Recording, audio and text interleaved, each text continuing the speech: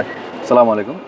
আমরা এখন কথা বলবো আমাদের নয়ন ভাই এবং পারভেজ ভাইয়ের সাথে যে ইমিগ্রেশনের ক্ষেত্রে তারা কি ধরনের সমস্যা ফেস হচ্ছে। তো আমি সর্বপ্রথম পারভেজ ভাইয়ের কাছে আসি যে আপনার এটা হাতে নেন বাংলাদেশের যে ইমিগ্রেশন আপনার কাছে কীরকম মনে হলো এবং কী কী ধরনের প্রশ্ন করছে চায়নার বিষয়ের ক্ষেত্রে? আপনি তো চায়নায় আসছেন, তো একটু যদি বলতেন বাংলাদেশে কী প্রশ্ন করছে আপনাকে ইমিগ্রেশন? প্রথমে তো জিজ্ঞেস করছিল যে আমি কি করি, কি জব করি, ডিটেল জানলো, জানার পর তারা সিল দিয়ে দিল আর কি।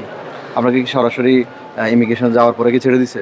না না, প্রথমে এই ইমিগ্রেশন পুলিশের সাথে কথা হয়েছে, জি।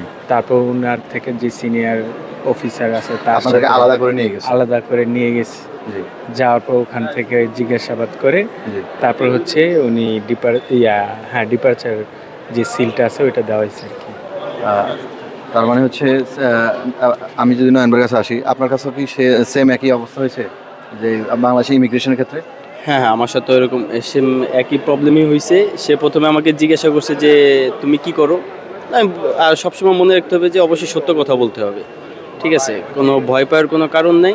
কারণ জাস্ট জিজ্ঞাসা করবে, "তুমি কি করো?" যে তোমার জবের ডিটেইলস বা ইসের ডিটেইলসটা ঠিকঠাকভাবে যখন ওরা প্রুফ পাবে তখনই তারা আপনি তো বিজনেস করেন, তখন জি, তো জি, প্রশ্ন করা হয়েছিল যে আপনি কি করেন, তারপরে বিজনেসের কথা হ্যাঁ, আমি বলছেন। বিজনেস তারপর আপনি কিন্তু করি। বিজনেসের ডকুমেন্টগুলো দেখাচ্ছেন। হ্যাঁ, হ্যাঁ, অবশ্যই ট্রেড লাইসেন্সটা থাকা লাগবে ডেট সহ। হ্যাঁ, ট্রেড লাইসেন্স কিন্তু মাস্ট। যখন আপনি হ্যাঁ, বলেন হ্যাঁ, বিজনেস তখন কিন্তু ট্রেড লাইসেন্স চায়। হ্যাঁ, আর ট্রেড চাকরির ক্ষেত্রে লাইসেন্স। আপনার কাছে কি চাইছিল? NOC এনওসি পেপারটা চাইছিল। তার মানে হচ্ছে আপনি যদি জব করেন অথবা বিজনেস করেন, যেটাই করেন তার পেপারস কিন্তু সাথে নিয়ে আসবেন। এটা কিন্তু তারা চেক করে। আর সর্বপ্রথম আরেকটা কথা বলে রাখি, চাইনিজ ভিসার ক্ষেত্রে সর্বপ্রথম যে বিষয়টা হয় সেক্ষেত্রে কিন্তু একটু ওনারা আলাদাভাবে চেক করে, বিষয়টা চেক করে।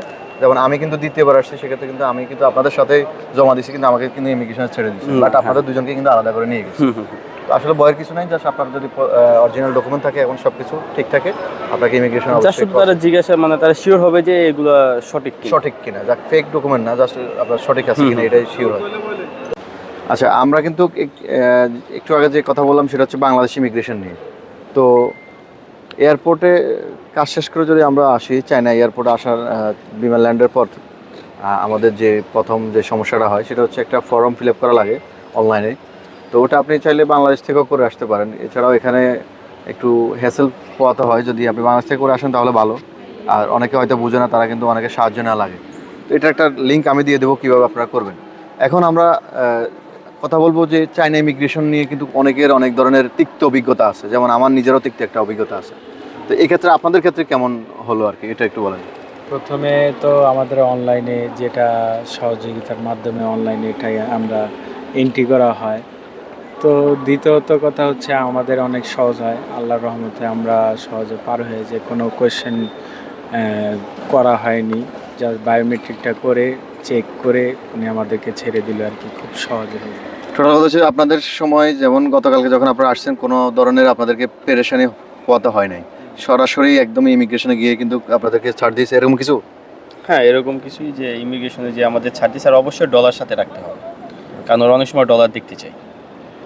আচ্ছা, আমি এখান থেকে একটু কথা বলি। আমি যখন ফার্স্ট টাইম আসছি তখন কিন্তু আসলে সবার ইমিগ্রেশনের অভিজ্ঞতা কিন্তু একরকম হবে না, এক এক ধরনের এক এক রকম। যেমন গতকালকে ইমিগ্রেশন ছিল একেবারে স্মুথ, আসছেন ক্লিয়ার, বাট তার মধ্যে থেকেও কিন্তু দুই একজনকে ধরে নিয়ে গেছে, দেখছেন না? আমাদের দুই একজনকে ধরে নিয়েছে, সন্ধ্যা হলে তারা আলাদাভাবে নিয়ে যায়।